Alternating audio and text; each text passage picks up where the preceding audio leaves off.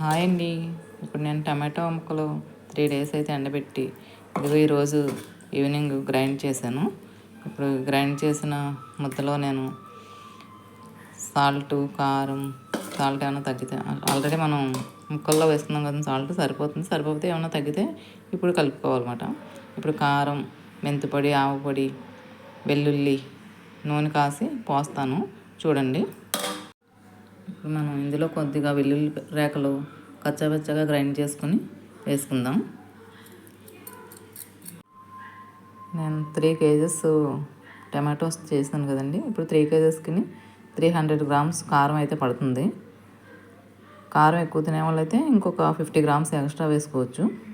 నేను ఇంకా నూనె కాసి అందులో వెల్లుల్లి, ఆవాలు, ఎండుమిర్చి వేసి పోపు అయితే నూనె కాగబెట్టాను. పోపు వేసి ఈ నూనె కొంచెం చల్లారిన తర్వాత ఇందులో కారం, మెంతిపిండి, ఆవపిండి కేజీకి 2 స్పూన్స్ మెంతిపిండి, 1 స్పూన్ ఆవపిండి చొప్పున వేస్తాను. కలిపాక మీకు చూపిస్తానండి.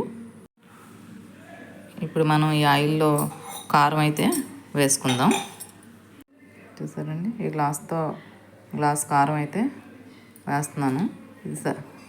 ఇది నేను 3 కేజీస్ తీసుకున్నాను కదా, 1.5 గ్లాస్ వేస్తాను.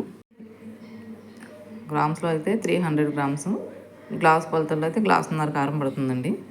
ఇప్పుడు ఈ కారం ఆయిల్లో వేసి ఇందులోనే నేను మెంతులు, ఆవాలు గ్రైండ్ చేసుకున్న పొడి ఉంది కదండి, అది కూడా ఒక 3 టీ స్పూన్స్ వేస్తున్నాను.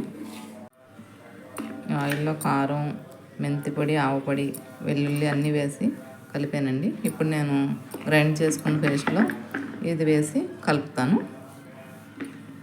నాకు ఒక 1 కిలో వరకు ఆయిల్ అయితే పడుతుందండి. ఇప్పుడు నేను 1/2 కిలో వేసాను. ఇంకో 1/2 కిలో కలిపేటప్పుడు వేస్తాను. టోటల్గా మన టమాటా పచ్చడి అయితే ఇలా రెడీ అయింది. ఇప్పుడు మనకి ఆయిల్ కనిపించడం లేదు కదా, నేను నైట్ అంతా ఇలా ఒక బౌల్లో పెట్టేసి మూత పెట్టేస్తాను. మార్నింగ్ కల్లా ఆయిల్ తేలుతుంది.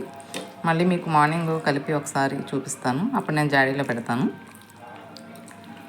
హాయ్ ఫ్రెండ్స్, ఎవరికైనా కనుక టమాటో పచ్చడి కావాలంటే ఆర్డర్ చేసుకోండి.